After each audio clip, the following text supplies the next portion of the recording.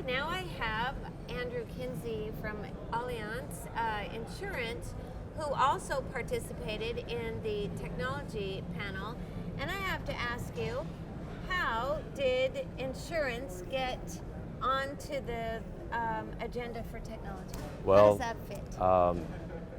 One of the key components in moving these complex cargoes is the insurance coverage. And at Allianz Global Corporate and Specialty, where I'm employed, one of our trusted partners and one of our assureds is Bechtel Engineering. So I work hand in hand regularly with Bechtel on evaluating risk on cargo movements.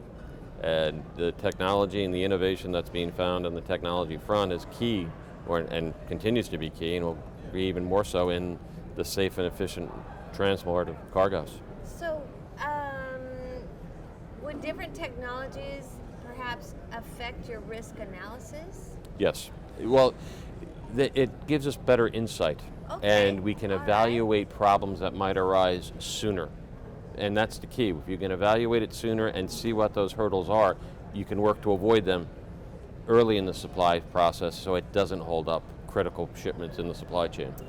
Interesting. So what kinds of technologies are you working with or seeing with Bechtel that is affecting your job? Some of it's as simple as the Google glasses, where you can have a surveyor on site looking at something, measuring something, and then having that feed come through to a remote location or boardroom or several offices when you're doing a claims evaluation, or if you're looking at securing arrangements.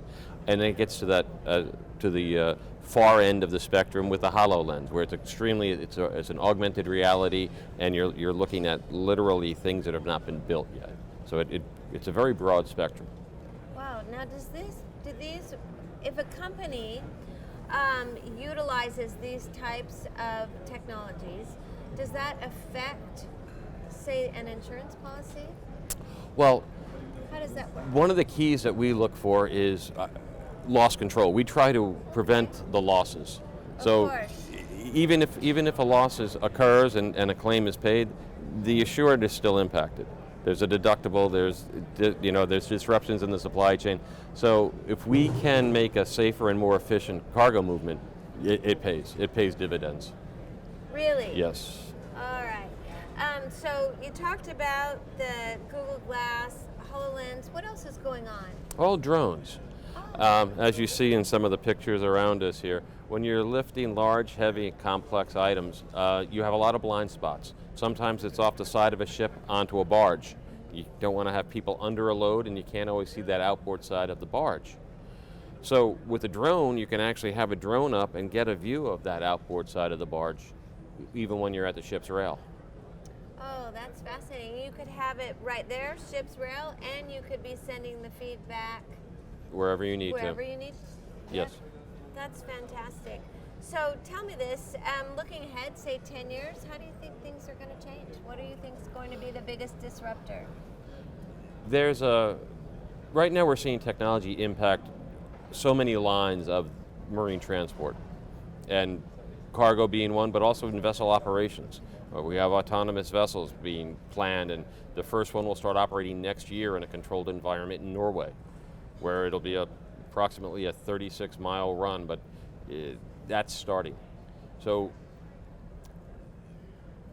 I am struck by the amount of technology that's coming out and the different aspects of it that are present, and I don't really know, I don't believe we fully understand how it will impact, because there are some things we think we know about how it will be implemented, but once it gets out and starts being used, because remember, cell phones started out as a phone. Right, and now they're used for everything.